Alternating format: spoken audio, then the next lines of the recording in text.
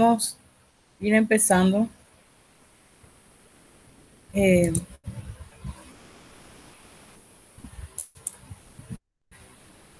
¿Qué tal les está saliendo sus talleres? ¿Bien?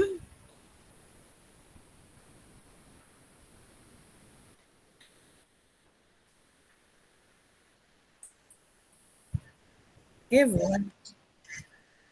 Estuvo Sí, el yo viernes tuve la vez pasada pasado. con la profesora La Haye. Todavía estoy esperando mi certificado. Y, sí, y mañana, si es que, bueno, mañana quiero estar, le tengo que llevar a mi mamá al médico a las 6, pero por lo menos desde voy a ver cómo hago, pero quiero estar mañana.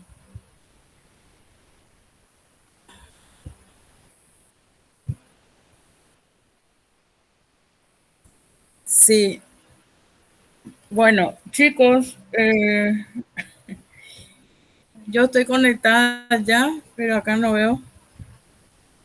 Ustedes no están viendo en la pantalla nada, ¿verdad?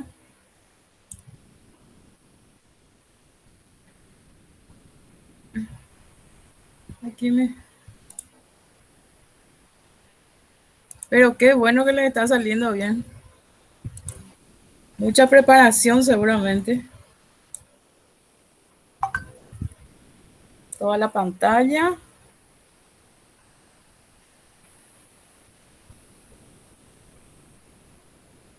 Tengo que ir a compartir ahora.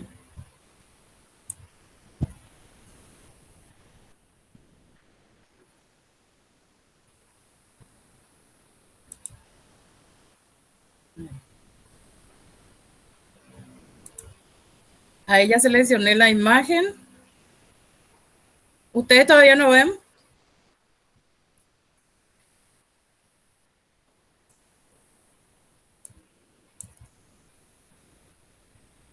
pero no me sale aquí compartir.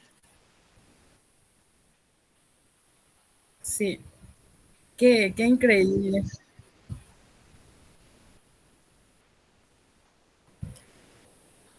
Me está saliendo solamente, ahí sí me salió. Porque me estaba saliendo solamente la imagen del PowerPoint. Bueno, ahí hago en compartir, pero no se está compartiendo.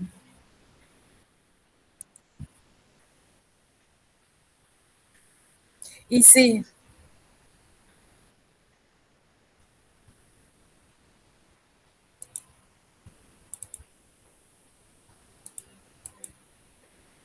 abajo me dice compartir y cancelar.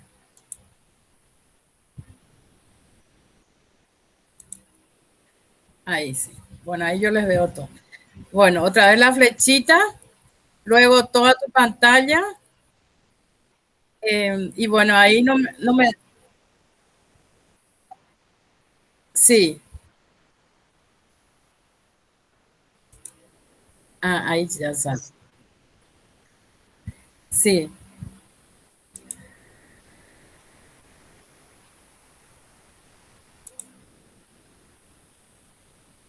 bueno. Ahí les sale, chicos, el PowerPoint. Bueno, entonces empezamos. Vamos a continuar entonces con el tema de las destrezas. Hoy vamos a ver las destrezas o intervenciones cognitivas, ¿sí? ¿Qué capacidades tiene que tener el terapeuta para intervenir cognitivamente? Y nos quedaría la próxima clase, vamos a ver las intervenciones conductuales o pragmáticas. Hoy ya no les quería introducir ese tema porque las intervenciones cognitivas tienen muchas aristas, muchas partes, entonces no quería introducir ese tema. Vamos a dejar para la próxima clase. Bueno, las emociones, las conductas y las construcciones de la realidad, ¿verdad? Son las tres dimensiones que utilizamos para intervenir en la terapia. Entonces, hoy vamos a ver entonces como les dije, las intervenciones cognitivas o las destrezas cognitivas que tiene que tener el terapeuta para intervenir. Entonces, en las emociones vemos que alega o alude a el terapeuta tiene que establecer o tiene que indagar cómo se sienten los clientes o la familia frente al problema consigo mismo en relación a otros, ¿verdad? O a ciertas experiencias que van relatando las familias. Luego tenemos las cognitivas, que es lo que nos convoca hoy, que hace relación a cómo nosotros, ¿verdad? Cognitivamente tenemos diversas formas de percibir o de construir la realidad, ¿verdad? O sea, estamos hablando del terapeuta y de las personas que también están participando en la terapia, ya sea una persona o la familia, ¿verdad? Entonces, ahí se aborda cómo se interpretan los problemas, cómo se interpreta el comportamiento de los miembros de la familia, ¿verdad? Cuáles son sus creencias en el aspecto cognitivo, entonces. Y luego tenemos las formas de actuar y relacionarse, que son los aspectos conductuales. ¿Qué nuevos pasos son capaces de dar para superar el problema o romper las pautas de interacción habituales? En estas dimensiones también se aborda el aspecto que hace al terapeuta, es decir, a sus emociones, a sus formas de percibir o construir la realidad, ¿verdad? Su parte cognitiva y también cómo actúa el terapeuta. No solamente se aborda o se ven estas dimensiones en la familia, sino también en el terapeuta. Pero no es la familia la que ve, sino que percibe. Él en sí mismo, en su persona, es el que va también evaluando implícitamente, ¿verdad? Sus emociones, su aspecto cognitivo y sus conductas. Y todo viene con el bagaje que tiene el terapeuta, ¿verdad? El bagaje cultural, el bagaje de la experiencia, ¿verdad? Y de acuerdo a eso, entonces él va teniendo tal o cual conducta. Pero por supuesto que aquí explícitamente uno se centra en la familia o en la persona que está viniendo a terapia. Bueno, ustedes me van a parar si tienen alguna pregunta, ¿sí?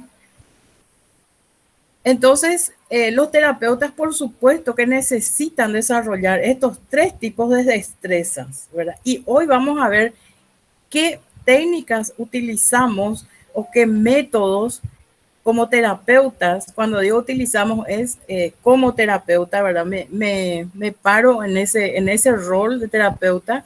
Entonces, para adquirir esas destrezas emocionales, cognitivas y conductuales. Entonces, hoy vamos a ver las dimensiones cognitivas. Bueno, y también, primeramente, vamos a ver las emociones, las destrezas de intervención, ¿verdad? Tienen 3 dimensiones, como hemos visto: las emocionales, las cognitivas y las conductuales. Bueno, primeramente, chicos, vamos a ver las intervenciones emocionales y luego vamos a ver las intervenciones cognitivas.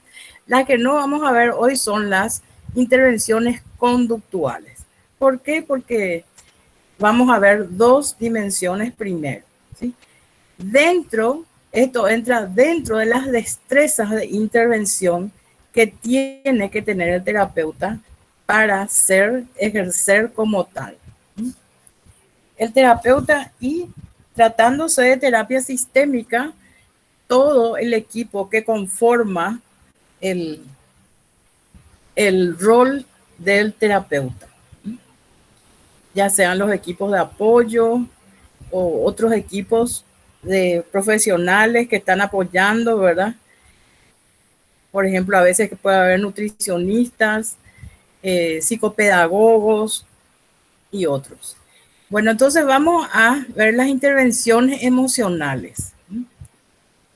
Eh, Sabemos que la terapia se realiza trabajando con las emociones, ¿sí?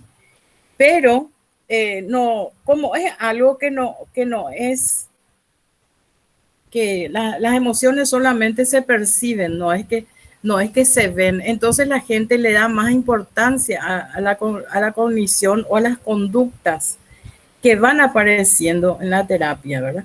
Pero por supuesto que las emociones son un aspecto fundamental para que esa terapia vaya teniendo excelentes resultados. Sabemos que el ser humano solamente le da más importancia a lo que se ve, ¿sí? Y no tanto a lo que se siente, porque eso es muy subjetivo. Entonces las emociones entran en ese rango de lo que se siente. Bueno, entonces vemos que el terapeuta necesita conectar con las emociones, ¿sí? ¿Por qué? Porque él está expresando también, ¿verdad? O también está recibiendo las emociones que evoca cada persona, ¿sí? En relación a él, ¿verdad? ¿Qué es lo que él causa en esas personas que están ahí con él en una relación terapéutica? Y también, ¿qué es lo que él eh, causa en otros miembros de la familia?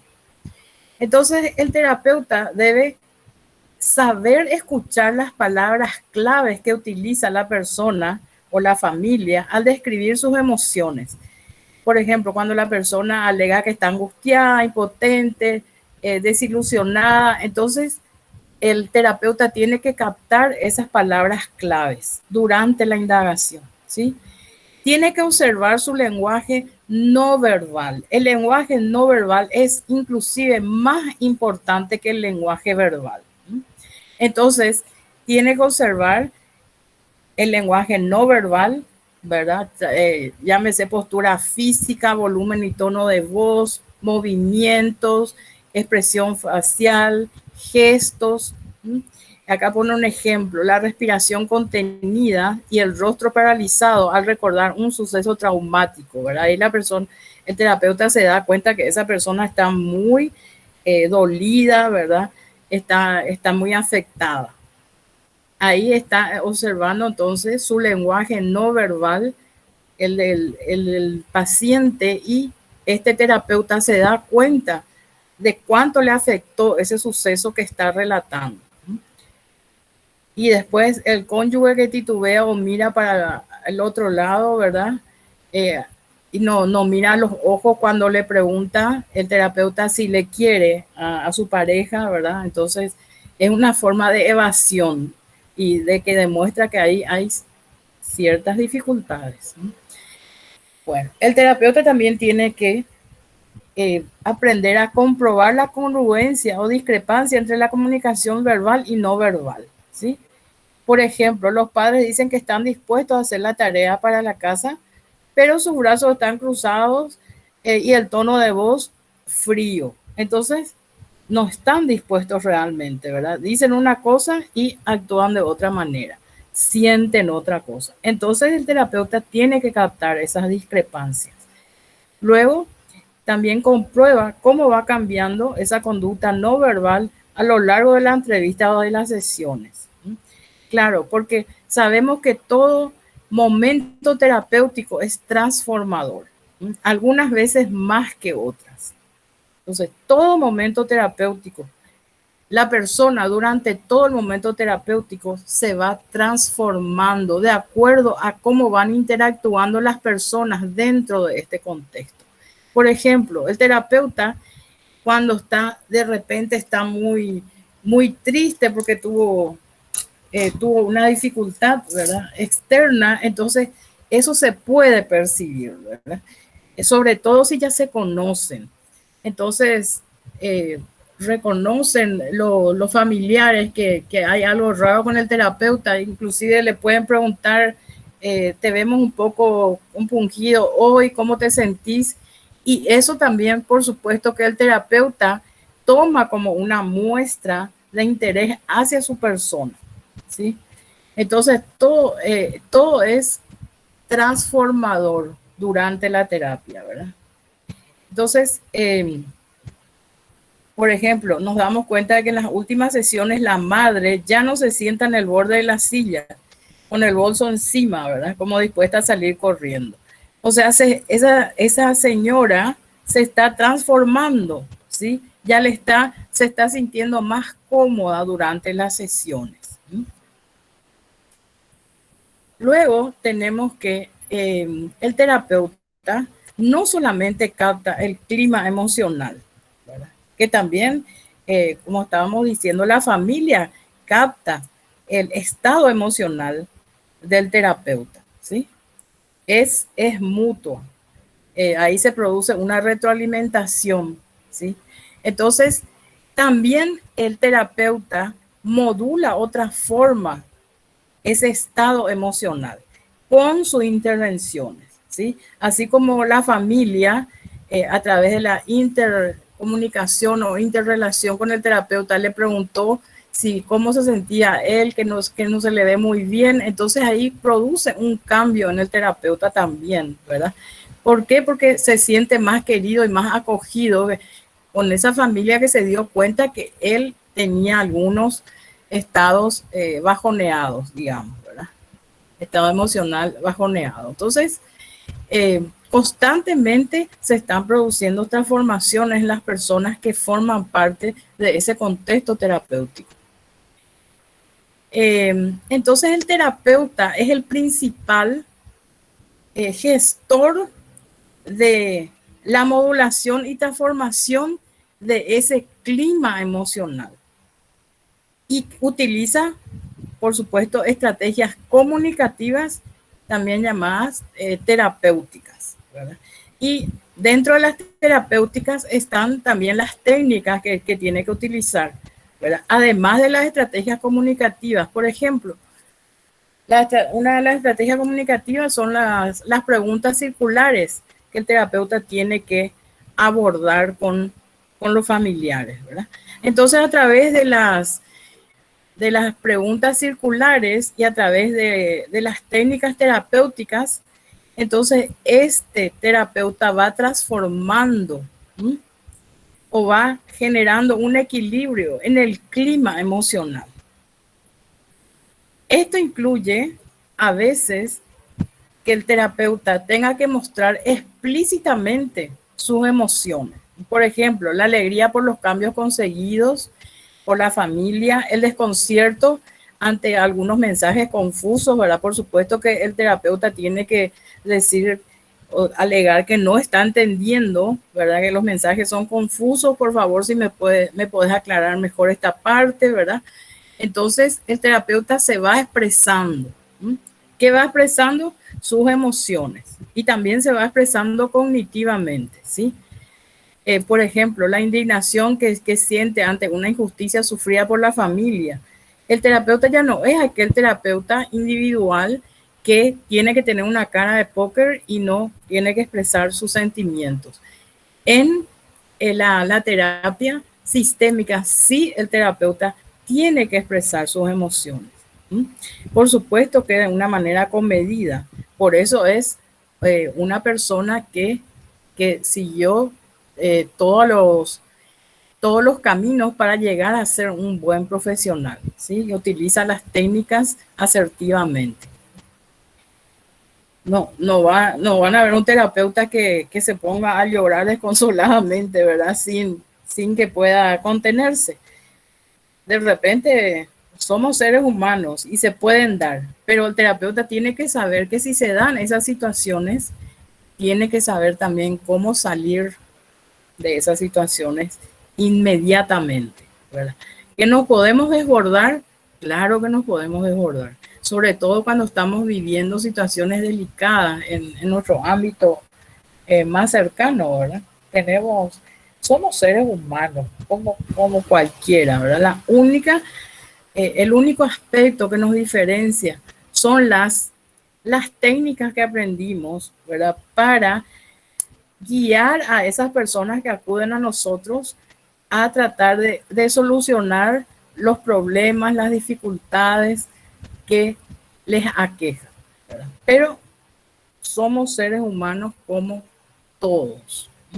Podemos tener nuestros grandes errores, nuestros grandes horrores, pero tenemos que darnos cuenta, ¿verdad? El darse cuenta. Les dije la vez pasada que el darse cuenta es muy importante. El darse cuenta es como mirar la cara de tu enemigo, ¿verdad? Darme cuenta por qué yo estoy muy alterada, darme cuenta por qué estoy muy nerviosa, darme cuenta por qué estoy deprimida. Que a lo mejor esa persona me exaspera, ¿verdad? Porque no le entiendo, no recibo el mensaje. Entonces, el terapeuta si no se da cuenta, sino en inglés hay una frase que dice become aware, ¿verdad? Si no se inmiscuye en sus emociones, si no se da cuenta, no va a poder cambiar, ¿sí? Nosotros solamente cambiamos y nos recomponemos cuando nos damos cuenta. ¿Sí? Todos los seres humanos, ¿sí? Es mirar al enemigo de frente, darme cuenta de quién es mi enemigo. A partir del darme cuenta, después ya viene la aceptación. Yo me estoy sintiendo ahora muy alterada porque sé que esa persona va a venir, ¿verdad? Entonces, claro que eso va a afectar el clima emocional de la familia, ¿verdad? Me va a percibir que yo estoy muy alterado, ¿verdad? Y bueno, a partir de que yo me percibo, inmediatamente ya viene la aceptación, ¿verdad? Bueno, yo estoy así, asumo que estoy así y bueno, voy a utilizar estas técnicas para que me vaya bien, ¿verdad? Voy a utilizar para que salir de ese lugar, ¿verdad? Entonces, ¿qué voy a hacer? Voy a utilizar técnicas de relajación, voy a utilizar técnicas de respiración, de visualización positiva para que ese hecho no me afecte, ¿verdad? Entonces, el terapeuta tiene que tener una amplia gama de posibilidades para salir de las situaciones negativas, ¿verdad? Que acompañan a sus emociones. ¿Sí? Bueno, entonces, acá dice, intentar, como ejemplo, intentar disminuir el clima de crispación y reactividad emocional entre una pareja, ¿sí? Eso tiene que hacer el terapeuta. Y se imaginan si él tiene que modular o transformar, ¿verdad? Ese clima emocional, si él está mal, ¿cómo va a hacer eso? Si ni él no puede moderarse, ¿verdad? Él no puede modular, él no puede transformar sus emociones negativas y él tiene que hacer eso con las personas que están en terapia. ¿Cómo va a poder hacer si él no puede consigo mismo? ¿Mm? Entonces el terapeuta tiene que saber eso, tiene que saber que tiene que discernir y que tiene que darse cuenta y tiene que aceptar y luego ya viene la técnica que él tiene que utilizar y tiene que hacerlo rápido, ¿verdad?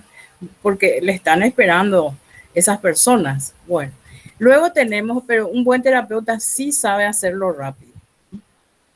Solo que aquí lo más importante y quiero recalcar es que el terapeuta esté al tanto de sus emociones.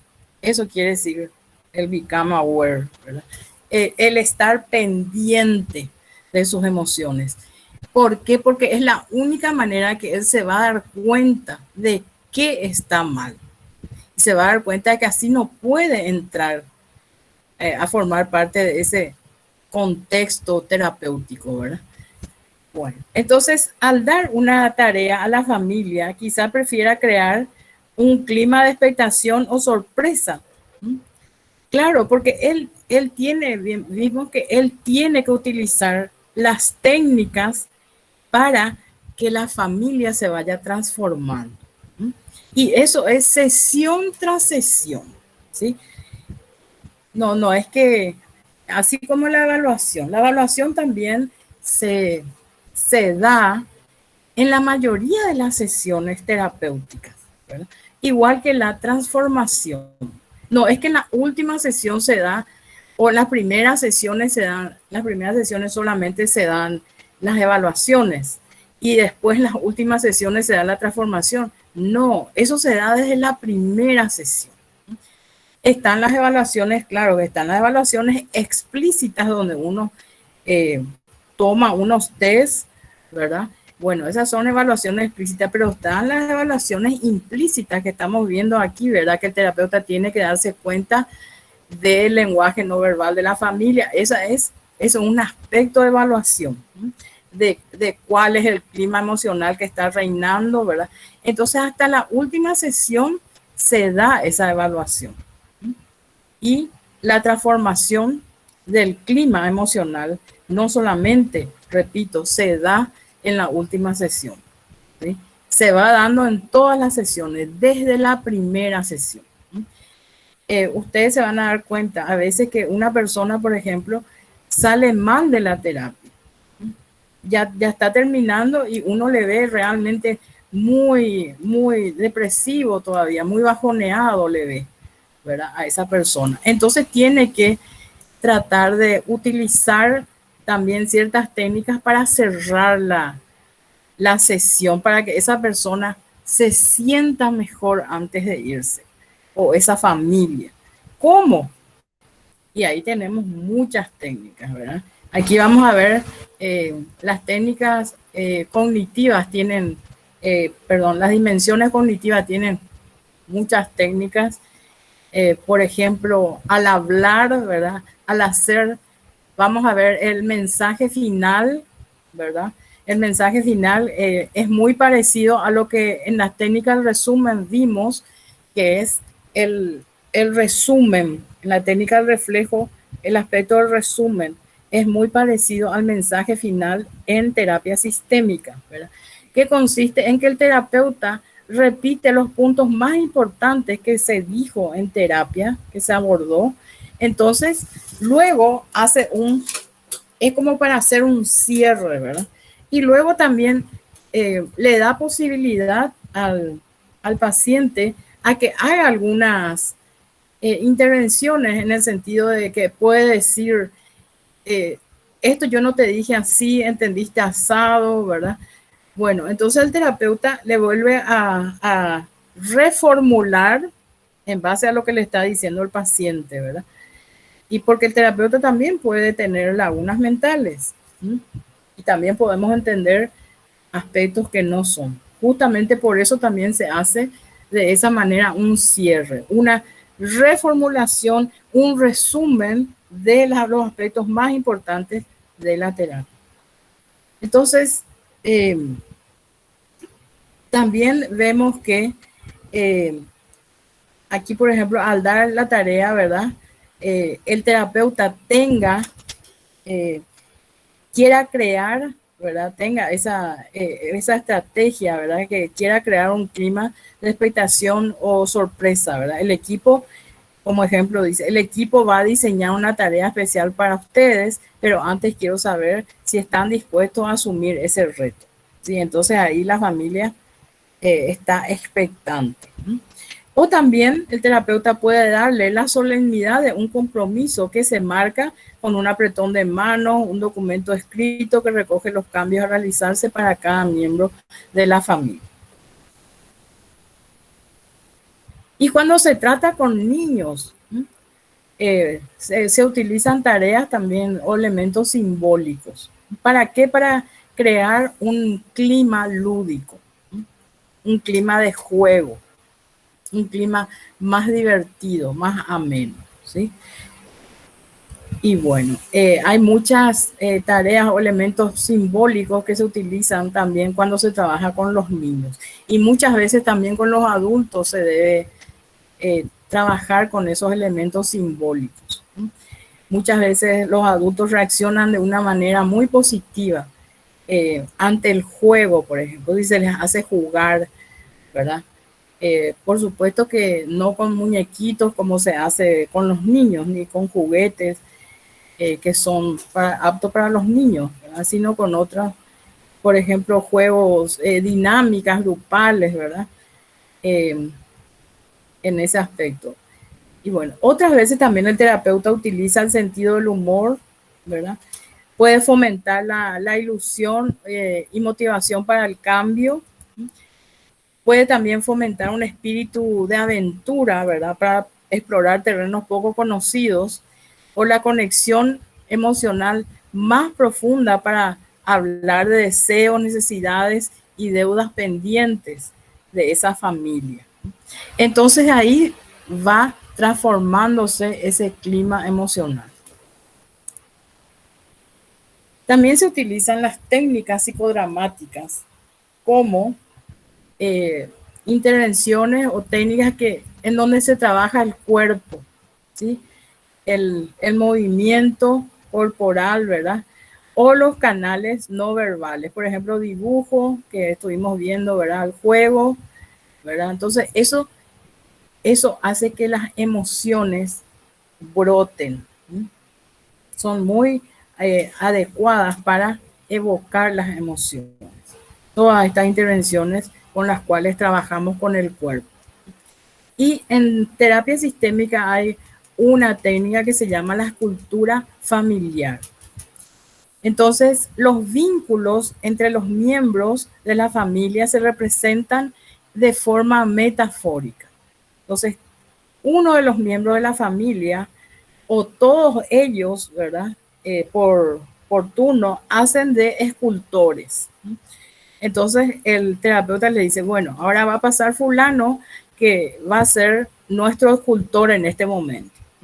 Entonces le hace modelar la postura corporal, ¿verdad? Los gestos, etcétera, de cada persona que forma parte de ese núcleo familiar, ¿sí? Y así refleja implícitamente la proximidad emocional, la jerarquía que ocupa esa persona en el núcleo familiar y también el tipo de vínculo, ¿verdad? Si está representando a través de esa cultura familiar al padre, a la madre, a los hijos, ¿verdad?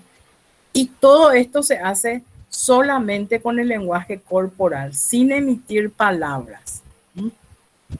Entonces, al final de esa representación de una escultura, cada persona comenta brevemente sus sentimientos. Se le da un espacio y ahí sí pueden utilizar la palabra, ¿verdad? Para expresar cómo se están sintiendo en ese momento. Bueno, y hay muchas variaciones. La real, la escultura pasada, la escultura ideal, la escultura futura. Hay varias formas de hacer esta técnica, ¿sí?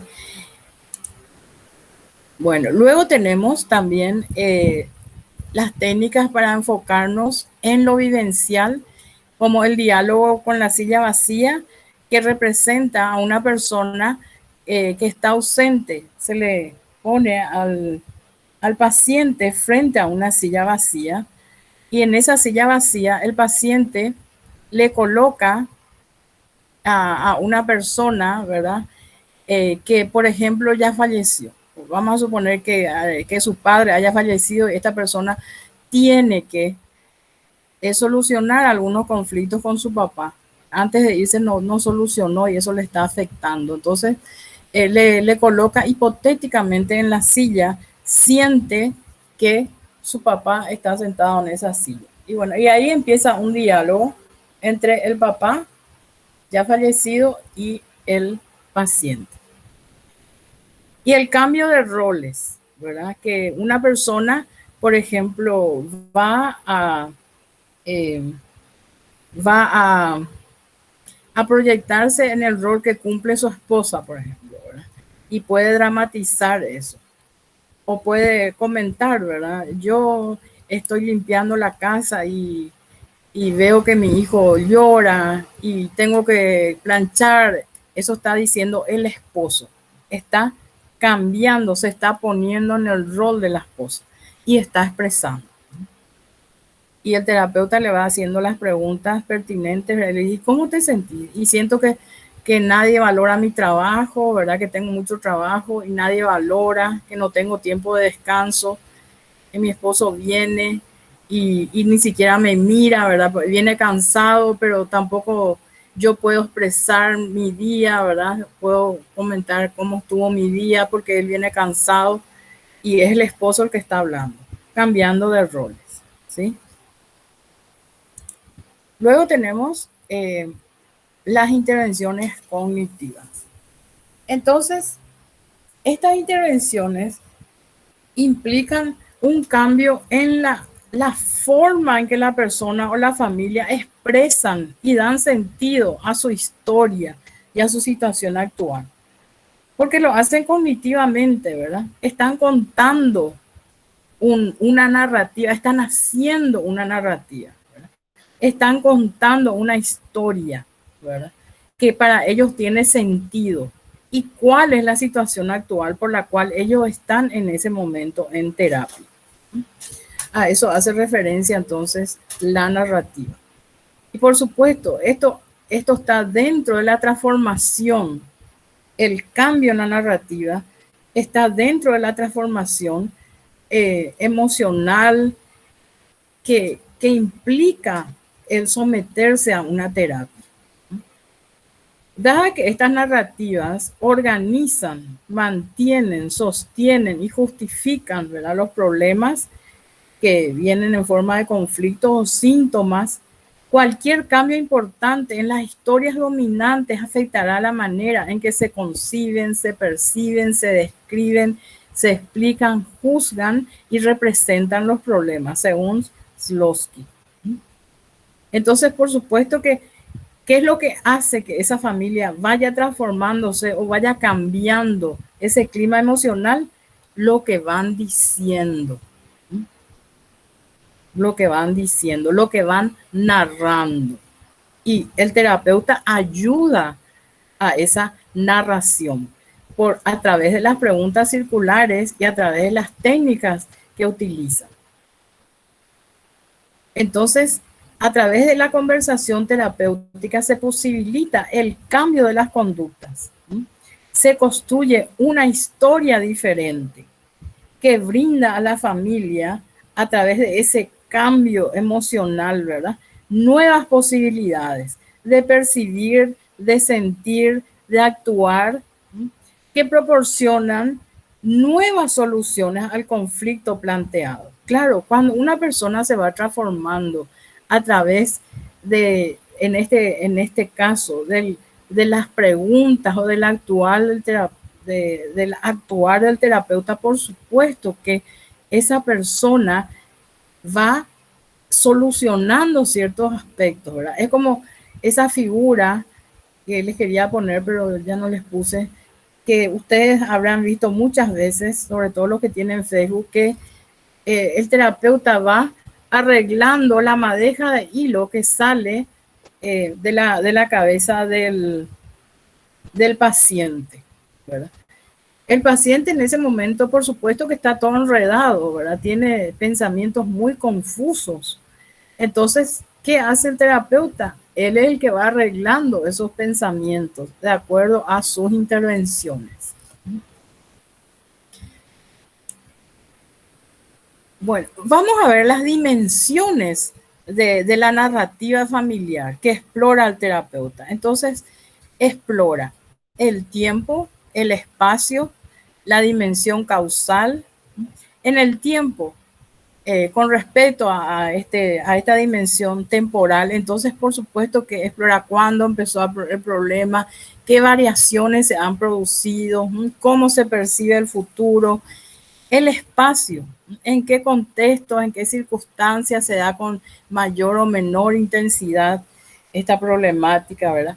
La dimensión causal, si se tienen en cuenta los circuitos de interacción circulares o se puntúan las secuencias atribuyendo a alguien o algo la causa de los problemas, esto está dentro de, esto hemos visto dentro de los axiomas de la comunicación, ¿verdad? Cómo influye y también dentro de la causalidad lineal, ¿verdad? O la causalidad circular. ¿Cómo se maneja esa dimensión causal? Si ellos, por supuesto que el terapeuta tiene que guiarles, ¿verdad?, hacia circuitos de interacciones circulares, que todos ahí contribuyen a que ese problema se haya formando y se haya formado y se siga manteniendo. Y no desde un aspecto lineal con que vienen los familiares, porque los familiares vienen, este es el problema porque mi hijo, por ejemplo, mi hijo causó este problema y estas son las consecuencias. Las consecuencias es que yo me siento mal, que no puedo dormir, que estoy estresada, etcétera, ¿verdad? O en una pareja, mi pareja no viene a la casa temprano, entonces yo estoy muy estresada, muy desconfiada y eso hace que le trate mal. Causa-efecto, la dimensión causal. Luego están otras dimensiones que tiene que evaluar el terapeuta: la interacción, los valores de la historia y la forma de relatar la historia. La interacción, los problemas que están en los individuos, ¿verdad? Cómo son esas interacciones dentro de ese contexto problemático, qué pautas, qué reglas, qué conductas relacionales las mantienen, ¿verdad? Luego están los valores de la historia, qué intencionalidad se atribuye a cada persona, ¿verdad? Si es más culpable, si es menos culpable, si no es culpable en absoluto y está recibiendo nomás la influencia, ¿verdad?, de ese problema. ¿Qué efectos tienen esas acciones? ¿Quién es el bueno, el malo? ¿Quién es el sano, el enfermo? Y también entre las dimensiones de la narrativa está la forma de relatar la historia. Las personas se ven como agentes activos o víctimas pasivas. El terapeuta les tiene que tener la destreza de que eso vaya saliendo, ¿verdad?, en la narrativa, ¿verdad?, de realmente cómo se siente el paciente. Si se siente como una víctima, aunque no sea cierto, ¿sí? El terapeuta tiene que lograr que el paciente se exprese y para eso utiliza las preguntas circulares, porque es muy importante la forma en que esa persona está parada ante el problema. Si se siente una víctima, si se siente un salvador, o si se siente un agresor, si él se siente culpable, ¿verdad?, de que ese problema se haya producido o instalado en la familia. Entonces, ¿qué rol ejerce en relación al problema? ¿O qué rol puede ejercer en cuanto a la solución? ¿Qué grado de competencia, qué cualidades tiene, ¿verdad?, qué capacidades para resolver?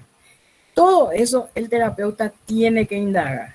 ¿Para qué? Para ir produciendo la transformación de esa familia, ¿sí?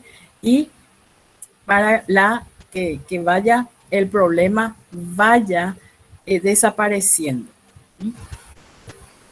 O también muchas veces el problema se transforma, ¿verdad? No desaparece, pero se transforma en aspectos mucho más positivos. Bueno, y luego el terapeuta, ¿qué es lo que utiliza? Hemos visto, ¿verdad?, que para modificar esta narrativa utiliza las preguntas circulares, que ya hemos hablado en la clase pasada, y utiliza las intervenciones cognitivas, que es lo que vamos a hablar ahora. Entonces utiliza, entre las intervenciones cognitivas, el terapeuta explora la historia, ¿verdad?, la historia de cada miembro de la familia, la historia de la familia en su conjunto, lo que ellos les vayan comentando y él vaya incentivando para que ellos le comenten, porque muchas veces no, la cuestión no es todo el momento dejar hablar nomás a la familia y nosotros explorar o indagar el lenguaje no verbal o las palabras más importantes, las frases, los sentimientos, no. A veces que también tenemos que fijarnos en el tema de nosotros tenemos que, si es que ellos se están desbordando al hablar, ¿verdad?, y nosotros ya hemos captado todas esos aspectos que queríamos captar, o por lo menos los más importantes, Entonces nosotros, en vez de dejar que ellos continúen con una charla muchas veces sin sentido, ¿verdad? Ahí nosotros tenemos que guiar la conversación a través de preguntas circulares. Entonces, ahí vamos indagando la historia de ese sujeto en forma ya más concreta. Y también se exploran los discursos sociales que mantienen el problema. Por ejemplo, si el marido cree que la mujer es la que tiene que quedarse en la casa, y bueno, no importa que ella se aburra, ella tiene que ser la que cría a sus hijos, ¿sí? Porque eso es lo que el mandato que él tuvo es ese, entonces él quiere continuar con ese mandato, ¿verdad? Entonces él le dice a su esposa, vos no te preocupes, yo voy a proveer todo lo material, ¿verdad? Yo voy a salir a trabajar y vos te quedas en la casa, pero resulta que la esposa no se siente plena al quedarse en la casa, también quiere salir, ¿verdad? Entonces, todo eso el terapeuta va indagando, va explorando. A eso entonces hace referencia a las intervenciones o exploraciones cognitivas. Y se utiliza para explorar, generar la historia de esa familia, se utiliza una técnica que se llama el genograma. No, yo ya no creo que el genograma estemos viendo, ¿verdad? Ustedes, con que sepan, chicos, cuáles son las técnicas, ya pueden darse por satisfechos, ¿verdad? Porque si ustedes siguen la especialidad de terapia sistémica, ahí sí van a dar de lleno en qué consiste cada técnica. Entonces, ahora vamos a tratar solamente algunas técnicas. El genograma es una técnica muy técnica, valga la redundancia, ¿verdad? Y bueno, es como hacer un mapa familiar, es como hacer un árbol genealógico. De hecho, es luego un árbol genealógico, ¿verdad? Entonces, cuando la familia va haciendo esta técnica, se va introduciendo en cómo era su generación pasada, ¿verdad? Amplía la visión del problema. Porque se ven los acontecimientos importantes, las pautas de relación, los mitos familiares de la historia familiar a lo largo de varias generaciones. Por ejemplo, se averiguan, por ejemplo, que es el tatarabuelo que le gustaba emborracharse o le gustaba mucho la cerveza, ¿verdad? Entonces eso amplía la visión de la realidad. La familia ve con otros ojos la problemática que le está aquejando. Luego, también, por ejemplo, el contexto histórico significativo de una persona puede comenzar con el hecho de que le pusieron el nombre de un hermano, ¿verdad? Al papá, por ejemplo, le pusieron el nombre de un hermano que murió al nacer, o tener en cuenta que ella es la única mujer lesbiana en la familia, ¿verdad?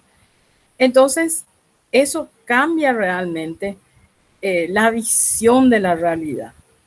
Cuando uno se da cuenta de por qué se llama como se llamaba, ¿verdad? Como se llamaba, por qué se llama así, como se llama. Entonces, de acuerdo al problema, por supuesto que cambia esa persona la visión que tiene del problema. Y bueno, eso yo considero muy pertinente estos ejemplos. Bueno, luego está explorar los discursos sociales que mantienen el problema. Para explorar, el terapeuta utiliza una técnica que se llama la desconstrucción, que es una técnica de la terapia narrativa, que consiste en rastrear y hacer visible el origen social o cultural de determinadas creencias o prácticas, ¿verdad? Explorando los discursos oficiales que contribuyen al mismo. Por ejemplo, en ese caso que les comenté, que este señor traía ya como mandato que él tenía que ser el proveedor de la casa y que la esposa tenía que quedarse a atender a los hijos. Por supuesto que esos temas ya hay que hablar antes del matrimonio, pero hay gente que no habló y bueno, que se las ven negras ahora, por eso están acudiendo a terapia, ¿sí? Porque produce un malestar general tal que está afectando ya el continuo de esa pareja. Y acá ponen como ejemplo de dónde viene esa idea de cómo debe ser una buena madre, hija, padre, etcétera. ¿Crees que el dilema de cuándo dejar de lado sus propios proyectos por acomodarse a los de su pareja lo viven más las mujeres o los hombres? ¿Por qué crees que es así? ¿A qué intereses crees que sirve esa idea o problema? ¿Quiénes creen que estarían a favor o en contra? Estas son las preguntas que tiene que ir eh, haciendo el terapeuta. Luego también otra técnica muy utilizada y que el terapeuta tiene que tener mucha destreza es en la utilización de las metáforas. La metáfora consiste en nombrar, es una figura literaria, ¿verdad? Que consiste en nombrar una cosa con el nombre de otra, con la cual se ha establecido una comparación tácita. Generalmente le dan un tono poético, porque es una figura literaria. Entonces, le dan un tono poético, pero eso es generalmente. Por ejemplo, las perlas de tu boca relucen en tu faz, ¿verdad? Peinaste tus oros finos, en vez de decir peinaste tus cabellos, ¿verdad? Libro, cuando te cierro, abro la vida. Entonces, las metáforas se utilizan mucho en terapia sistémica eh, y con elementos simbólicos. En las metáforas se utilizan elementos simbólicos, de forma que ciertas imágenes, historias u objetos evoquen determinados significados y permitan enriquecerlos, abordarlos y facilitar el cambio. Y ponen como ejemplo utilizar metáforas para hablar sobre el proceso terapéutico que incluyan elementos simbólicos significativos para las personas, ¿verdad? Como por ejemplo un viaje de exploración de nuevos territorios, ¿verdad? Y una subida a una montaña para la que revisamos el contenido de la mochila. Un guiso al que vamos añadiendo nuevos ingredientes. Entonces se hace la comparación, ¿verdad? Que nosotros tenemos que ver este momento familiar como un viaje de exploración, ¿sí? Donde vamos a descubrir nuevos territorios que serán las emociones de nuestra familia, ¿verdad? De cómo el territorio emocional de mi hijo, por ejemplo, porque yo no sé qué mi hijo está sintiendo, ¿verdad? ¿Por qué esa conducta tan desatinada que está teniendo? Entonces utilizan metáforas. Y los tipos de metáforas, uno es el uso de historias o anécdotas, ¿verdad? Que implican personajes reales o de ficción, que se enfrentan a problemas similares a los que se está enfrentando esa familia y que proponen indirectamente alternativas de solución, ¿sí? Al utilizar esta técnica. Entonces, por ejemplo, podemos elaborar una historia para la familia, ¿verdad? Leerlas en sesión o darles por escrito, pedirles que ellos añadan un final, ¿verdad? A esa historia que le hemos proporcionado, ¿verdad? Darles como tarea comentar una película que han visto, ¿verdad? Y construir entre todos una historia en base a lo que han visto. En ese sentido, entonces podemos utilizar el método de el uso de historias o anécdotas. Podemos caracterizar y dar vida al problema como un ente o personaje externo a las personas, externalización, ¿verdad? Por ejemplo, la nube negra de la depresión o el monstruo de los dolores de la fibromialgia. Le ponemos un personaje o un ente, ¿verdad? Que está externa a la persona y que le ponemos un nombre, ¿verdad? Y que al problema que le está aquejando en ese momento. Y eso va cambiando también la percepción de la persona. Generalmente cuando uno hace este tipo de comparaciones y lo pone externo al paciente, el paciente tiene una percepción de control, ¿verdad? Y eso es muchas veces implícitamente, subyacentemente, mientras el terapeuta está hablando, sucede eso en el paciente, que de repente él tiene una sensación de control, ¿verdad? Por ejemplo, el paciente a una persona muy deprimida, sabemos que la persona deprimida no siente control sobre nada, al contrario, ¿verdad? Siente que no es capaz de nada, ni de reaccionar. Entonces el paciente, el terapeuta le dice, mira, tu depresión es la nube negra de tu vida en este momento. ¿Qué te parece si dejas que llueva, ¿verdad? Y vos empezás a limpiar, ¿verdad? Esa nube que está encima tuyo, ¿verdad? ¿Y qué significa que llueva? Y le explica, ¿verdad? Vos venís y me contás, es como sacar afuera todos tus sentimientos de por qué vos pensás que estás así, ¿verdad? Porque el depresivo, chicos, el problema más acuciante que tiene es el no querer expresarse, no tiene ganas de expresarse, ¿verdad? Cree que ya no vale la pena expresarse. Por eso está así, porque se tragó todo, ¿verdad? La persona que cuando tiene un problema, por ejemplo, cuando alguien le agrede y esa persona se defiende, contesta, ¿verdad? No se deja, como se dice en la jerga popular, no se deja a esa persona, entonces esa persona no se va a deprimir. La persona que se deprime es aquella que se retrae en sí misma, que no reacciona y se traga todo. Entonces, esa persona, si es que empieza a expresarse, ¿verdad? El terapeuta le dice, expresate la lluvia para que esa nube negra se limpie, es que vos expreses todos tus sentimientos, pero así vomita todos tus sentimientos, ¿verdad? Que sea una lluvia torrencial de vómito de sentimientos. Entonces, ahí la persona dice, pero si eso está externo a mí, entonces yo puedo tener control sobre eso. O el terapeuta le puede decir, mira que vos, eso está externo a vos, ¿verdad? Vos tenés control sobre esa nube.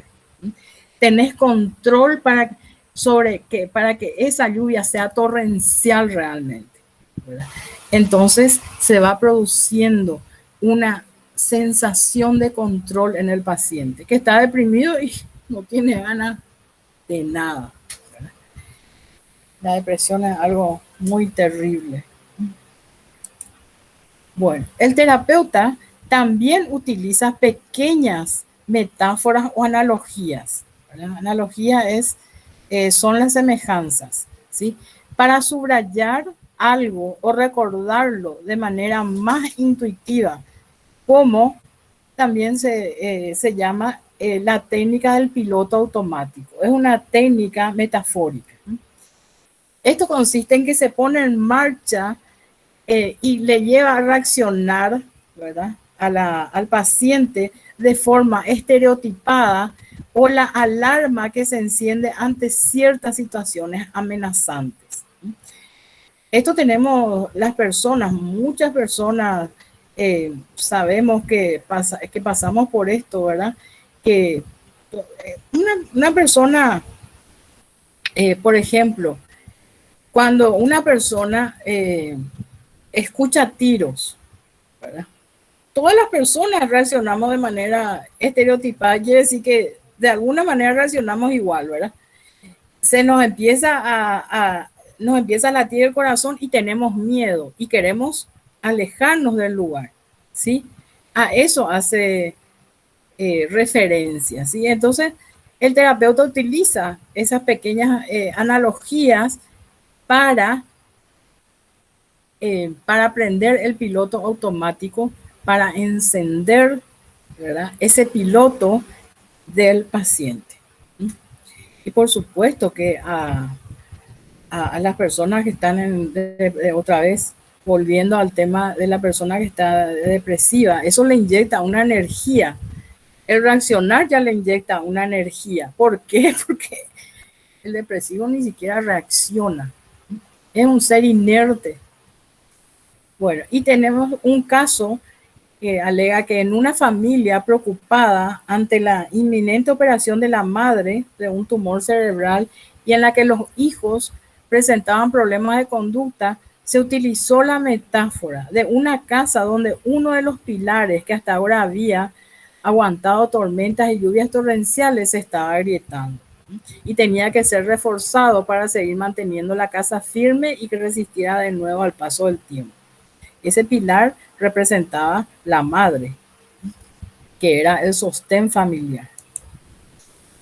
Las metáforas también pueden servir como vehículos de las intervenciones terapéuticas. Por ejemplo, en terapia narrativa, la metáfora del árbol de la vida. En esta terapia, que es una escuela, ¿verdad?, después vamos a dar cuáles son las características de la escuela narrativa. Entonces, ¿qué sirve esta metáfora? Para trabajar con personas o grupos en una revisión de su narrativa. Por ejemplo, las raíces, que representan los orígenes, la tierra, que es la situación de vida actual, el tronco representa aquello a lo que la persona da valor, las ramas, que representan la esperanza, sus sueños y deseos, las hojas, ¿verdad?, son las otras personas significativamente importantes para esa persona, los frutos, que son el legado, los valores que hemos recibido, las flores o semillas, que es aquellos aspectos que deseamos traspasar a otros o que otros hereden de nosotros, ¿verdad? Por ejemplo, nuestros valores, nuestras creencias, que queremos que nuestros hijos, queremos enseñar a nuestros hijos. Serían las flores o semillas en esta técnica. Las tareas basadas en analogías o metáforas que al abordar el problema indirectamente generen menos resistencia.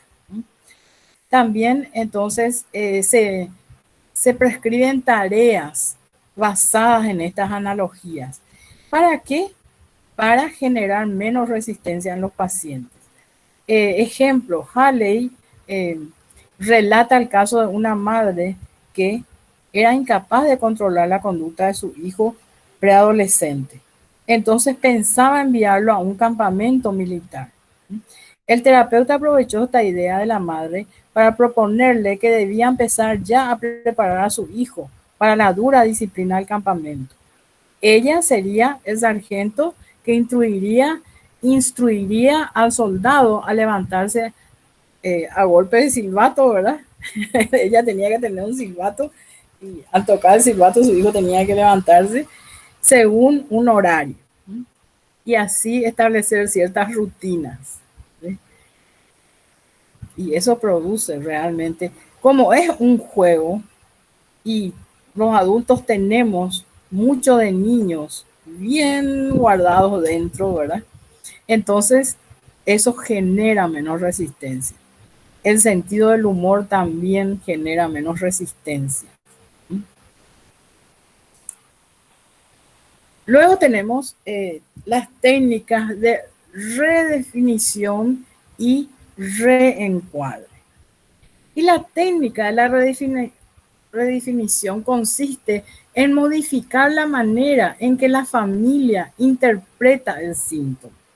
O sea que el terapeuta tiene que tener la destreza, ¿verdad?, a través de preguntas, a través de técnicas, ¿verdad?, de hacer que la familia vea de otra manera ese problema por el cual está asistiendo a terapia, ¿sí?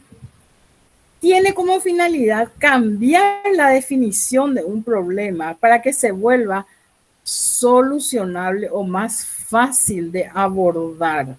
¿Sí? Pero no subestimar ni interpretar ese problema que se va a solucionar como algo exclusivamente positivo. Después vamos a ver que a eso se dedica, o con eso logramos con la técnica de la connotación positiva, que es eh, parte de la técnica de la redefinición. Entonces, acá pone un ejemplo, ¿verdad? Con las discusiones, en realidad, no están diciendo que les gustaría entenderse porque les importa la relación. O sea, perdón, con las discusiones, en realidad lo que están diciendo, le dice el terapeuta a la pareja, en realidad con las discusiones, ustedes, o lo que yo estoy viendo, que ustedes utilizan las discusiones, ¿verdad? Y eso me da la pauta que a ustedes les gustaría entenderse y que discuten porque realmente les importa la relación. Porque una persona a quien no le importa su relacionamiento con el otro, ya no va a empezar a discutir, chicos. ¿Por qué? Porque ya se va a ir nomás, ¿verdad? Se dice que la indiferencia es peor que el amor o el odio. ¿Sí? Si una persona es indiferente, quiere decir que ya se acabó todo, toda manera de querer solucionar ese problema con otra persona. ¿Sí? ¿Por qué? Porque ya no tiene esa energía para solucionar el tema.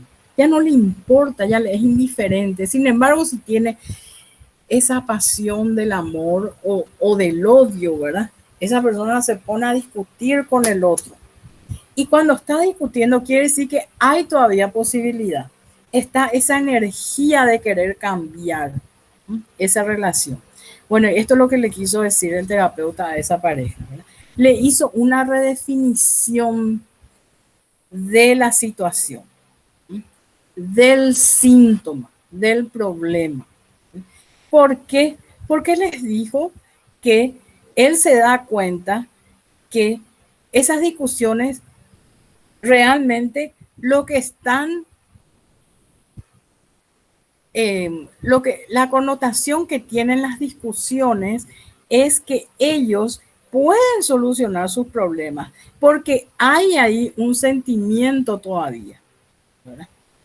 Que no es que ya están como indiferentes, que ya no quieren saber más nada, ¿verdad? Para mí, cuando yo veo una pareja y ya hay indiferencia, que me dice, por ejemplo, me dice uno de ellos, yo vengo a la terapia porque, pero yo ya no creo que se solucionen las cosas, vengo porque ella me robó, pero en realidad yo ya no quiero hacer nada para que cambie, ¿verdad?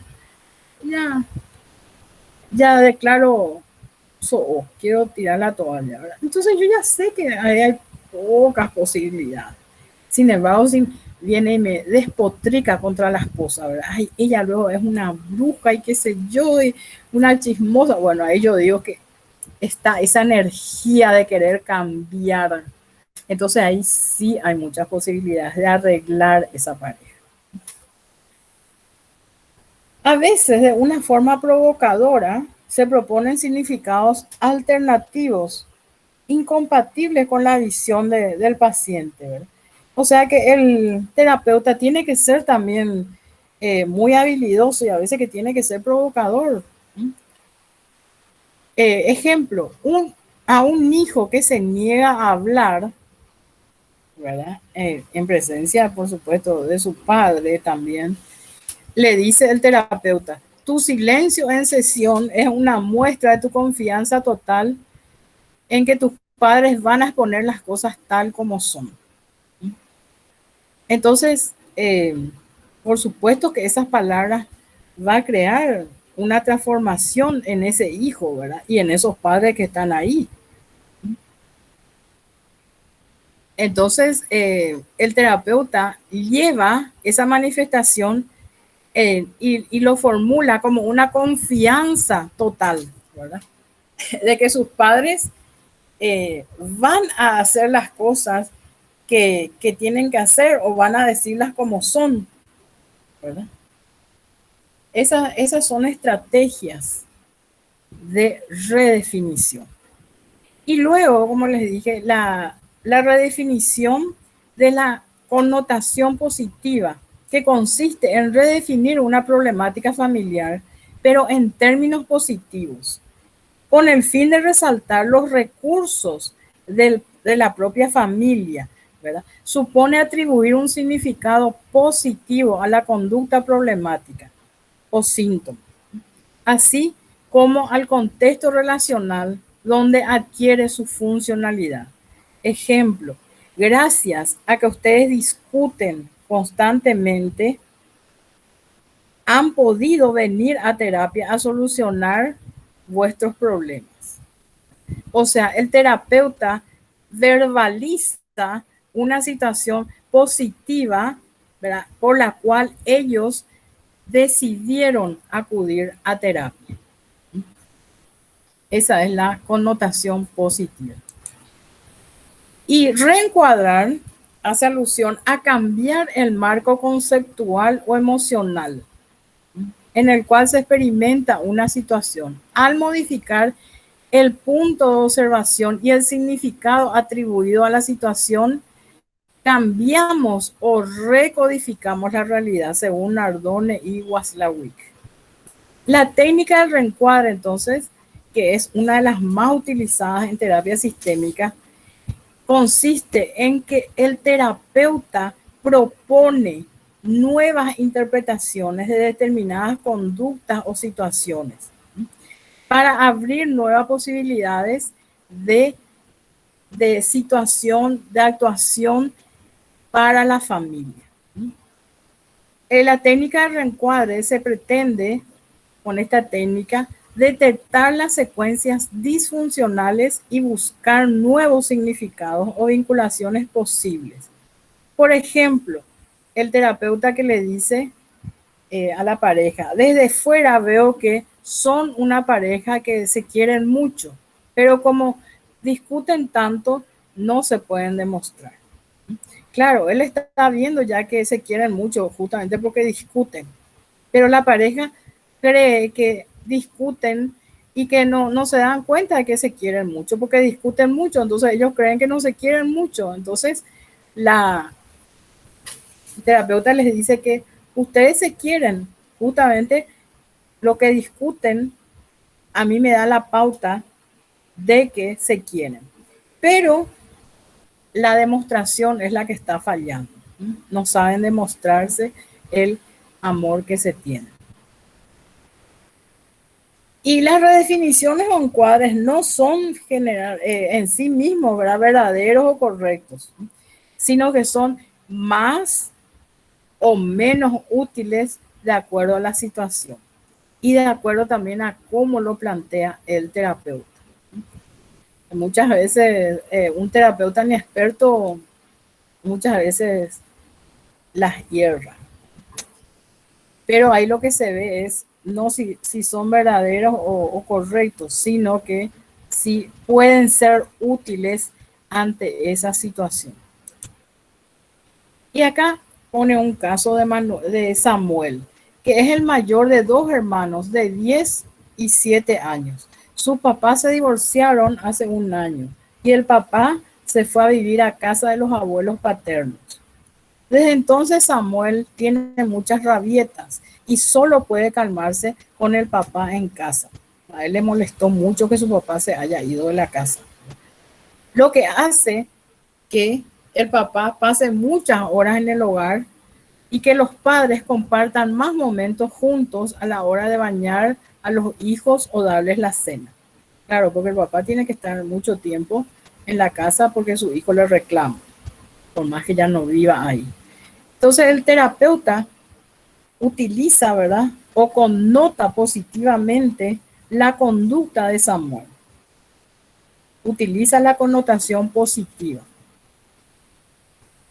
y alega: Samuel es un niño muy cariñoso y quiere muchísimo a su papá y a su hermano, aunque podría estar tan feliz y tranquilo jugando como cualquier niño, sufre teniendo las rabietas porque son su forma de mostrar su amor y deseo de unión de su familia.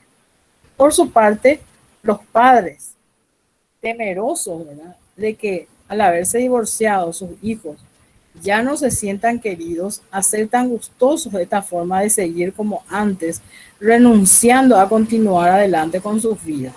Porque es un bodrio que para los adultos, ¿verdad?, cuando ya están divorciados, volver a encontrarse en un contexto familiar, ¿verdad? Pero el terapeuta le hizo dar cuenta, ¿verdad?, de que realmente esa es la forma de que ellos pueden también solucionar ciertas conductas o manifestaciones negativas, sobre todo de Samuel.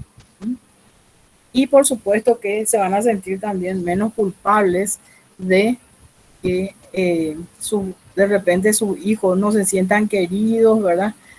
Y, y bueno, el terapeuta le da esa connotación positiva.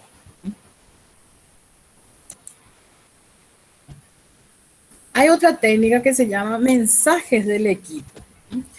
Realmente estas son estrategias, ¿verdad?, para abrir nuevas perspectivas, para que se produzcan cambios, ¿verdad?, para que se produzcan posibles soluciones a los síntomas que presenta la familia. Entonces, junto con las preguntas y mensajes que el terapeuta utiliza en el contexto de entrevista, es frecuente elaborar un mensaje al final de la sesión para subrayar el trabajo realizado o introducir nuevos elementos en la narrativa que nos hayan sido dictados por o señalados por el paciente. Eso estuvimos hablando al comienzo de la clase, ¿verdad? De repente nosotros empezamos a resumir la sesión, ¿verdad? Y ¿qué es lo que pasa ahí? El paciente nos dice, en realidad lo que te quise decir no es eso que vos entendiste, sino lo que te quise decir es tal cosa, ¿sí? Entonces van limando ahí aspectos que el paciente refiere. Cuando se cuenta con el equipo, el terapeuta puede hacer una pausa, ¿verdad?, ya al final de la sesión. Entonces acude a la sala de observación detrás de la cámara Gesell, del espejo, para consultar con sus compañeros de equipo, ¿verdad? Y vuelve luego de un rato a darle un mensaje a la familia. Por eso se llama mensajes del equipo. Es una estrategia o técnica. Entonces, esto crea una expectación en la familia y da mayor intensidad al mensaje, elaborado especialmente para ellos, tras el debate del equipo. Por supuesto que la familia está al tanto de que el terapeuta va a ir a consultar y luego va a traer un mensaje. Por eso es que crea una expectativa en ellos. Si el terapeuta trabaja solo, puede hacer una pausa, ¿verdad? Y salir de la sala de sesión del consultorio para consultar consigo mismo antes de transmitir el mensaje final. Y también comentarle a la familia lo que va a hacer, ¿sí? O también terapeuta o equipo pueden llegar a redactar una carta terapéutica. Es otra técnica o estrategia que se utiliza. Estos mensajes finales en sus diferentes formatos, ya sea de palabra o carta, son una de las intervenciones más características de la terapia sistémica. Y también a veces, a través de ellos se hace luego, ¿verdad?, de estos mensajes finales, se prescriben tareas para la casa. Eso también vamos a hablar en la dimensión conductual, cómo es la prescripción de tareas para la casa. Los mensajes del equipo suelen ofrecer en primer lugar un reconocimiento de cada miembro de la familia. O sea, se reconoce a ese miembro como tal y como también como persona, como ser humano, ¿verdad? El valor que tiene, ¿verdad? La valoración positiva de su presencia y participación en la terapia. Y en muchas ocasiones aportan una redefinición o connotación positiva del problema.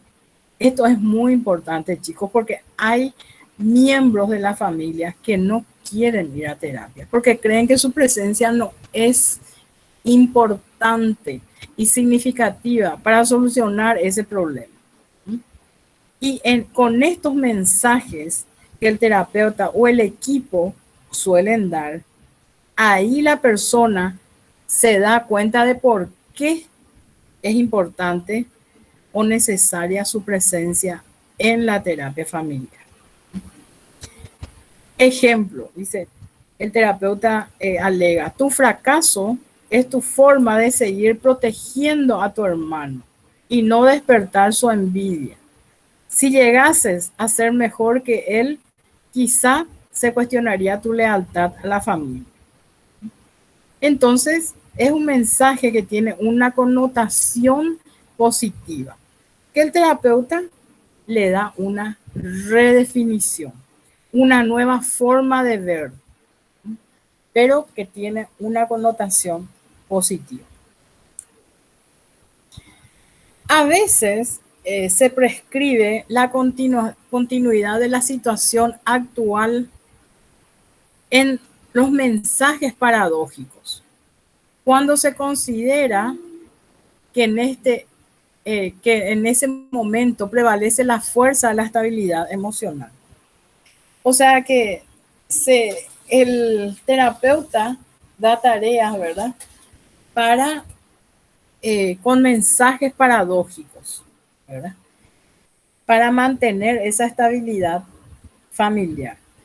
Y Pap relata un caso en el que se hipotetizó que la conducta transgresora del hijo adolescente contribuía a mantenerles unidos a la madre, el hijo a la madre, en un momento en que ésta se resentía de la falta de implicación de su marido.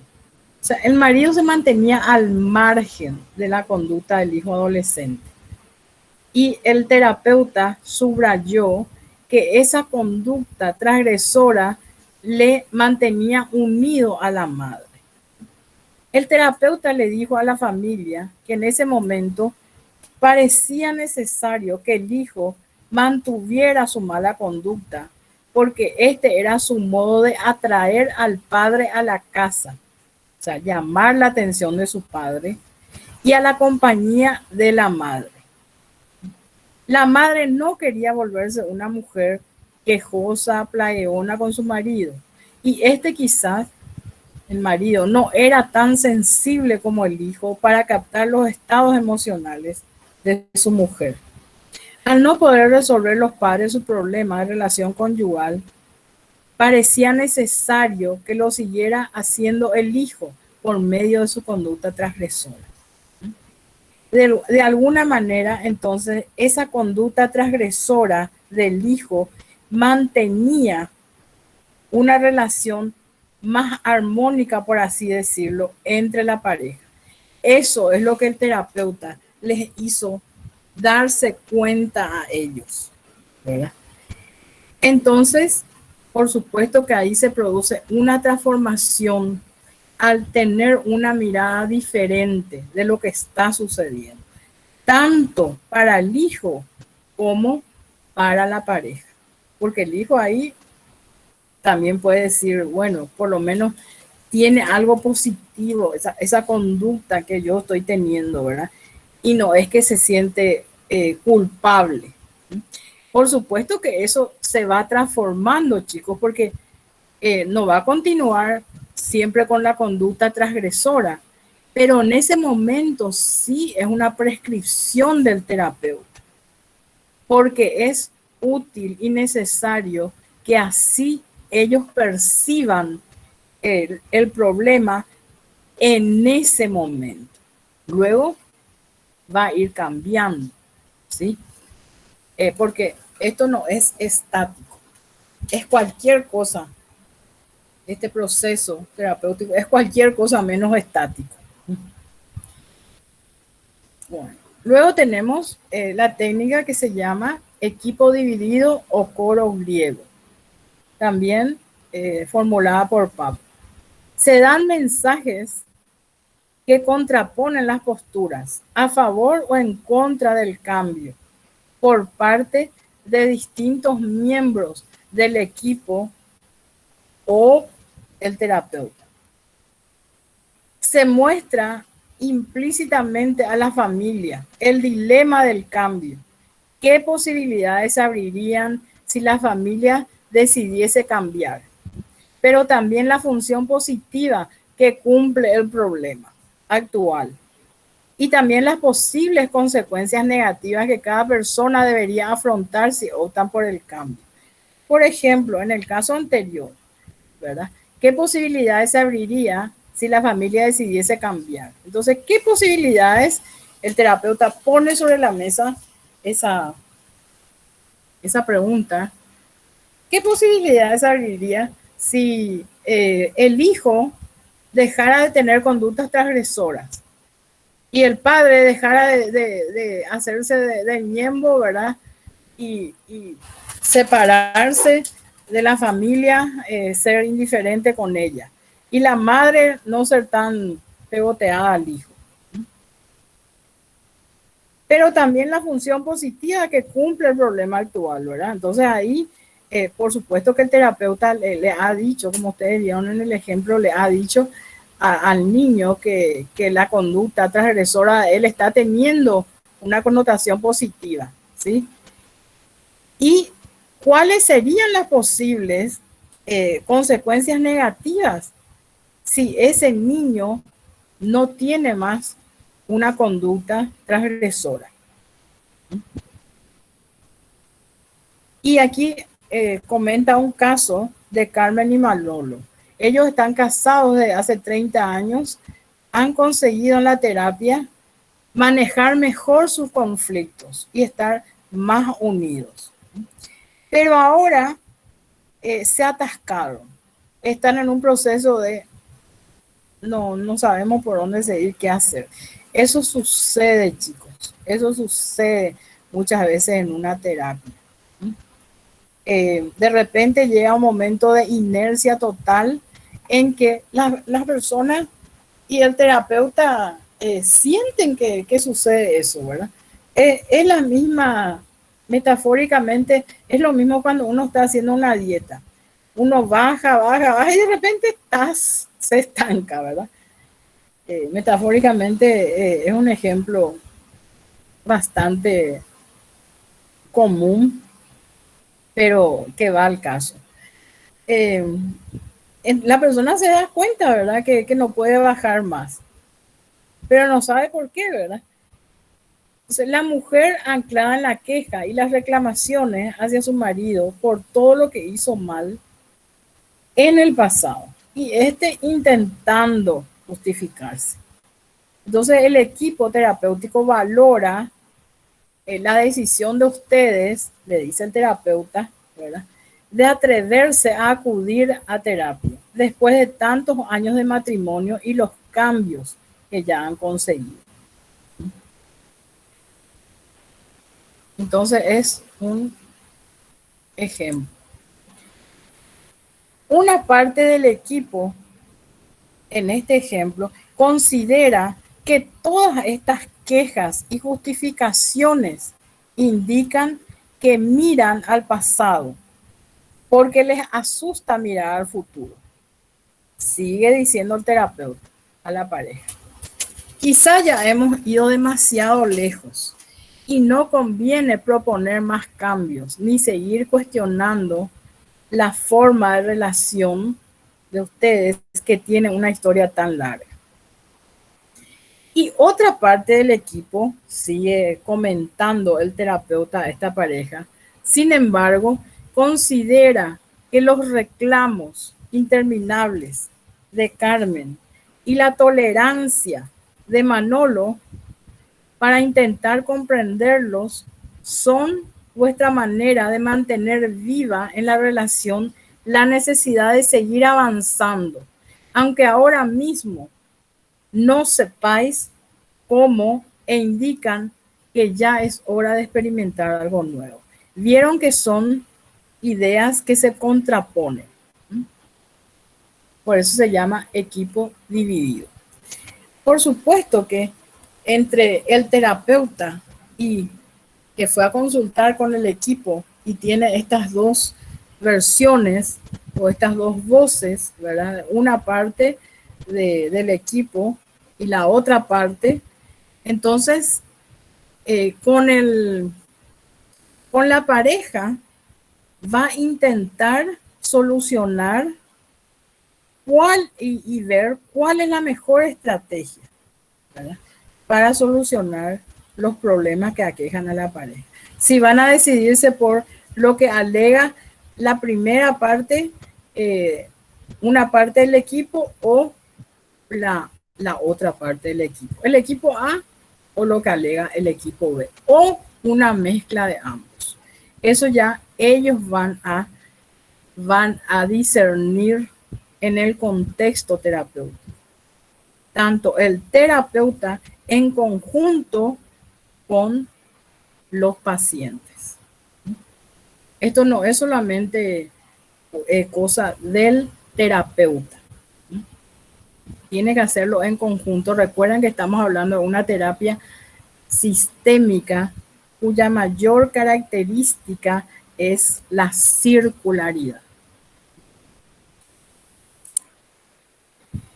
Y luego tenemos la técnica del equipo reflexivo. Esta técnica aporta a la familia una multiplicidad de puntos de vista, ¿verdad?, por parte del equipo. Aunque en este caso las reflexiones de los miembros del equipo terapéutico no se presentan como alternativas, como en el anterior, ¿verdad? Esto o lo otro, sino como posibilidades que se suman. Vamos a hacer esto y quizá también lo otro. Esa es la diferencia con la anterior técnica. Hay otra técnica que se utiliza, que son las cartas, que pueden servir también para transmitir mensajes de apoyo a la familia, felicitaciones por los logros conseguidos, impulso para emprender nuevos cambios, resaltar o enfatizar determinados contenidos que se tratan en sesión. En ocasiones van dirigidas a los miembros ausentes también, ¿verdad?, para hacerles partícipe del avance de la terapia o intentar implicarlos mediante un mensaje estratégico. Generalmente son esos miembros que no quieren acudir. Y esto hace que ellos se sientan también como parte de esta problemática y después acudan. Es muy importante el manejo, ¿verdad?, de estrategias que utiliza el terapeuta para que estas personas en otras sesiones se adhieran a la terapia familiar, esas personas resistentes. Y en un caso, en una familia con 4 hermanos varones, 2 de los cuales llevan 5 y 14 años, unos 5 años y el otro 14 años respectivamente, sin salir de la habitación. Esto ya es un caso extremo, chicos. Ustedes saben lo que es no salir de la habitación 14 años o 5 años, ¿verdad? Estos son casos muy extremos. De que existen. Entonces ellos son 4 hermanos. 2 de ellos, uno lleva 5 años encerrado en su habitación y el otro 14 años. ¿Verdad? Entonces, en terapia se consigue que el hermano que llevaba 14 años aislado y otro de los hermanos, ¿verdad? Y los padres vinieran a terapia. Todos vinieron menos el que llevaba 5 años aislado. En un momento del proceso, escribimos una carta, está comentando el terapeuta, al hermano que llevaba 5 años encerrado, que es el que no acudió a terapia, exponiéndole que no les responsabilizamos por no acudir, sino que entendíamos que ahora que el otro hermano estaba haciendo avances, él se sacrificara por el sistema familiar otro año más. Su hermano hacía 9 años más que él, ¿verdad? Que estaba encerrado y a él le falta todavía 9 años para llegar a alcanzar a su hermano, ¿verdad? O sea, son mensajes estratégicos que tienen su jocosidad también ahí, ¿verdad? Como estrategia.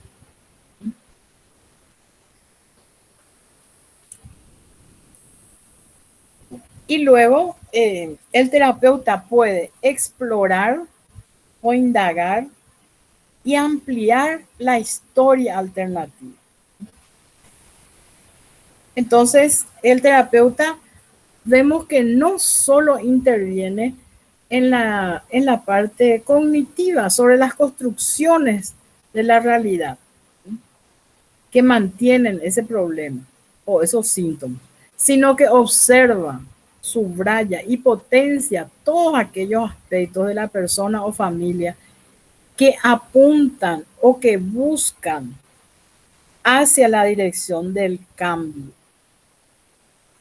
Entonces tenemos que algunos modelos como la terapia centrada en soluciones y la terapia narrativa considera que este es su foco principal de intervención, ¿sí? Que además de intervenir en el aspecto cognitivo o en las construcciones de la realidad, ¿sí? También observa, subraya y potencia todos aquellos aspectos de las familias o de la persona involucrada que van a llevar al cambio de ese síntoma que se está manteniendo. El terapeuta detecta y amplifica las excepciones para lograr este cambio. Es decir, aquellos momentos en que el problema no se dio o surgió con menor intensidad. Entonces el terapeuta tiene que detectar eso y tiene que amplificar, ¿verdad?, las excepciones. Y da un ejemplo. Ustedes dicen que no se entiende, pero hoy en sesión han estado muy atentos a escucharse el uno al otro. Entonces, ¿qué es lo que hizo ahí? Él subrayó, ¿verdad?, que eso de que ellos no se entienden, hoy no se notó. ¿Por qué? Porque el terapeuta les vio muy atentos, escuchándose uno al otro. Entonces, él detectó y tiene que verbalizar eso, por supuesto, para que se produzca un cambio en el clima de ese contexto terapéutico. Y también el terapeuta atribuye esos logros a la iniciativa y capacidad de la familia y subraya y elogia su fortaleza. Eso es muy importante, chicos, ¿verdad? Subrayar los aspectos positivos. En este caso, la iniciativa y la capacidad de la familia. Y también elogia las fortalezas. Ejemplo, si esta es la tercera terapia que inicia, eso muestra su voluntad de encontrar ayuda y no dejarse vencer por el problema. Es tan importante el incentivar ese aspecto positivo. Todas las situaciones tienen sus aspectos positivos y el terapeuta tiene que incentivar eso. tiene que entonces indagar, explorar y ampliar las historias alternativas. Cuando el terapeuta detecta un acontecimiento que se sale del guión de la historia problemática, ejemplo, en lugar de dejarte dominar por el miedo al rechazo, llamaste a la chica que te gusta para invitarla a salir. Entonces, eso hace el terapeuta, ¿verdad? Tiene que hacer para, ante un acontecimiento que se sale del guión de la historia problemática. Claro, en vez de continuar con lo mismo, ¿verdad? De dejarse dominar por el miedo al rechazo, el terapeuta le señala como algo altamente positivo que él, hablando metafóricamente, se supo salir de ese lugar, ¿verdad? De dominio por el miedo al rechazo y agarró el teléfono y le llamó y le invitó a salir. Entonces es muy importante que el terapeuta, además de detectar, haga hincapié en eso que hizo el paciente, comentándole, verbalizándole. Y en el ejemplo de se pregunta por su significado, el terapeuta alega, ¿qué dice esto de ti y de lo que quieres ahora para tu vida? ¿Cómo llamaríamos a este nuevo paso que has dado y sus implicaciones para el futuro? ¿A dónde te puede llevar este camino? ¿Qué otras posibilidades se abren a partir de ahora? Estos son realmente mensajes que hacen reflexionar al paciente.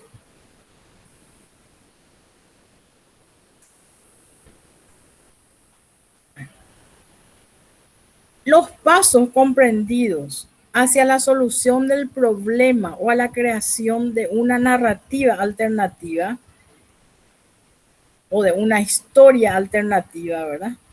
Pueden afianzarse mediante cartas o documentos terapéuticos.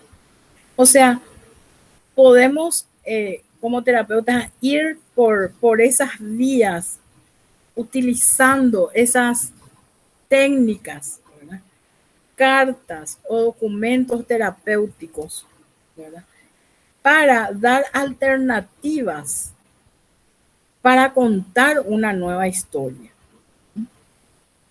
Entonces, estas cartas o documentos terapéuticos deben describir o documentar las habilidades, conocimientos, los valores y preferencias del paciente a partir de la propia experiencia de esta, ¿verdad? De la paciente y de las aportaciones de quienes la conocen mejor o han sido testigos de su trayectoria.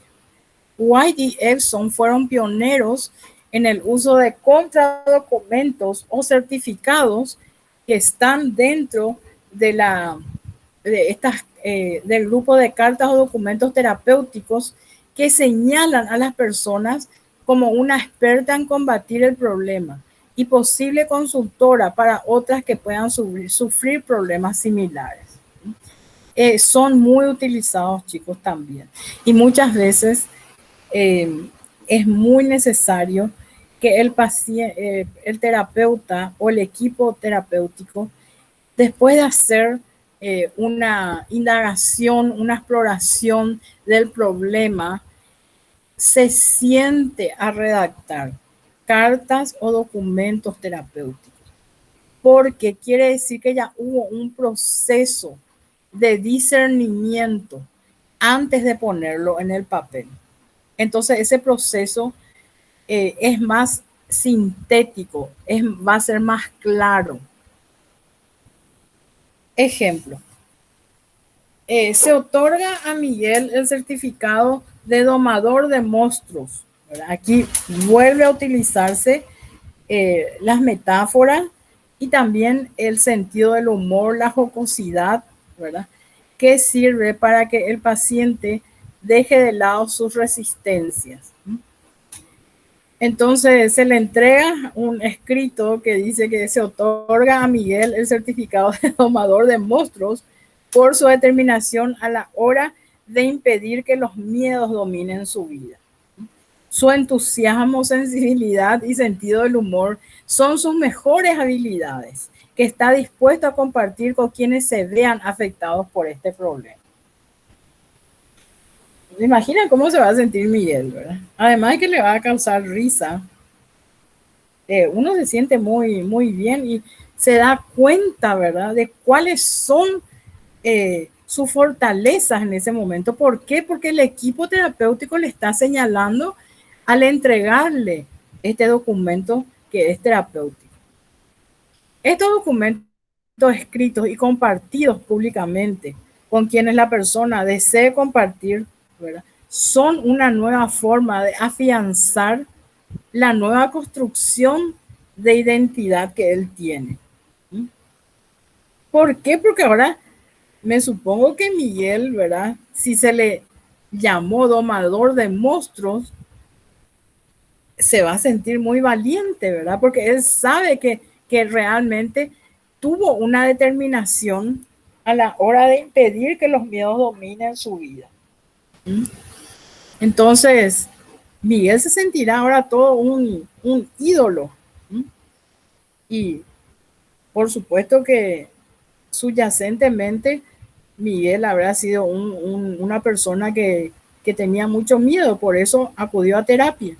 Y ahora, con este logro, él vuelve a tener una nueva construcción de identidad. Por supuesto, ya más positiva.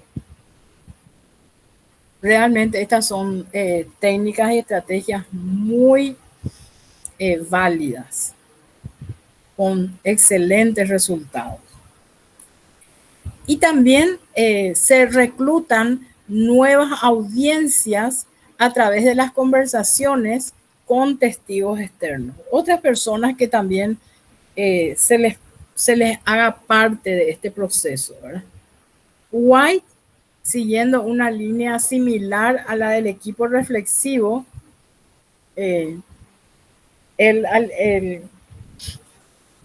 utilizó que cada persona invitara a escuchar la conversación del terapeuta con la paciente.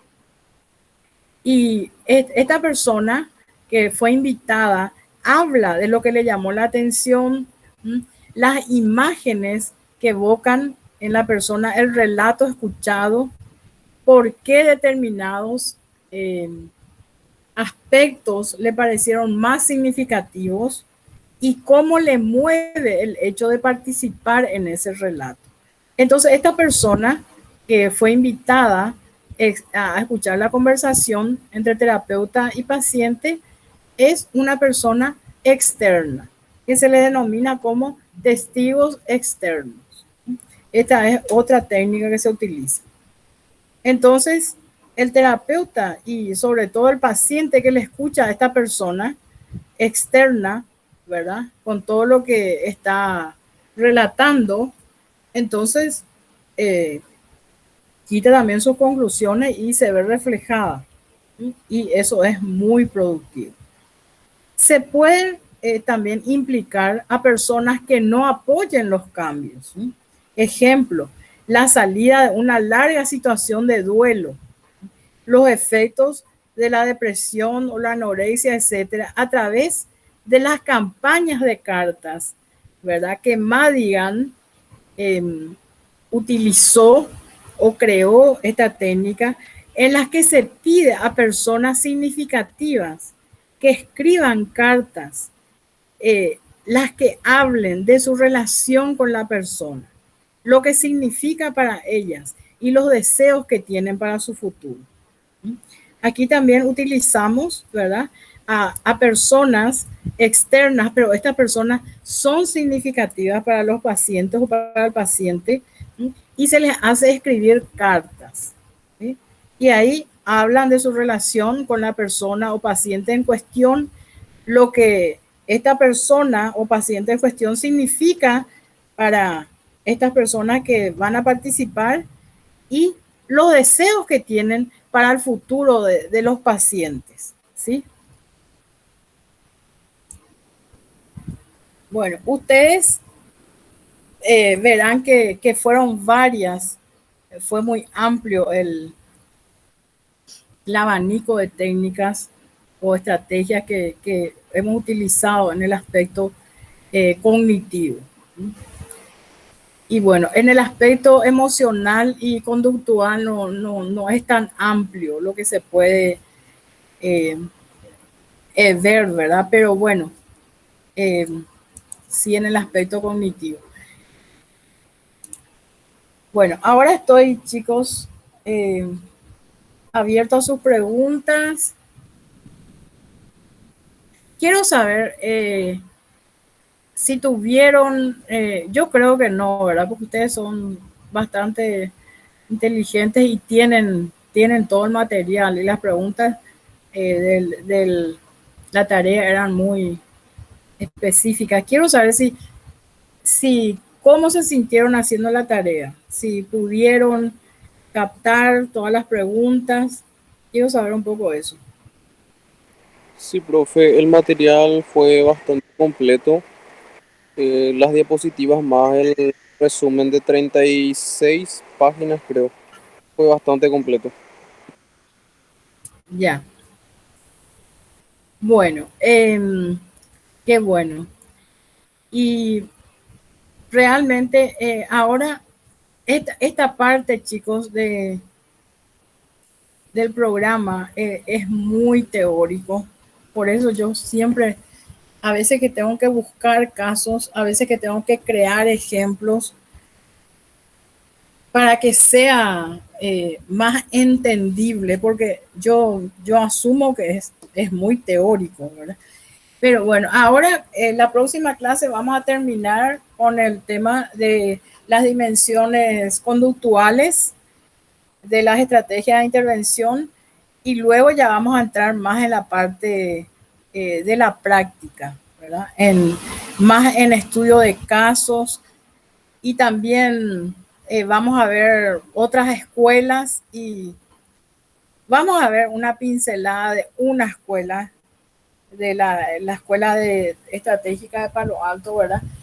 Por cuestión de tiempo, porque la terapia sistémica es bastante amplia. Entonces, esta más o menos ya va a ser la última parte, muy teórica, ¿verdad? Y lo que les voy a, ustedes también les voy a dar algunas cosas para que ustedes, algunos temas, para que ustedes preparen exposiciones, ¿sí?